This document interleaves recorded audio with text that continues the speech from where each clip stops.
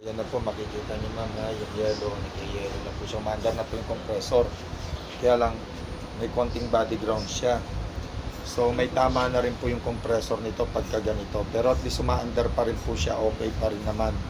Kaya lang, kailangan lang po talaga natin i-ano. Tinatamaan to ma'am sa ganito ma'am pagka nagba-brown out. Tapos pagdating ng kuryente, doon po ito tinatamaan.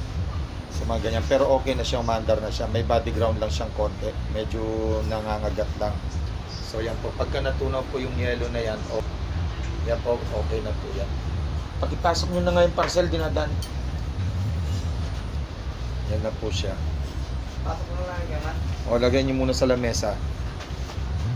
So yan po. Antayin lang po natin matunaw yung yellow.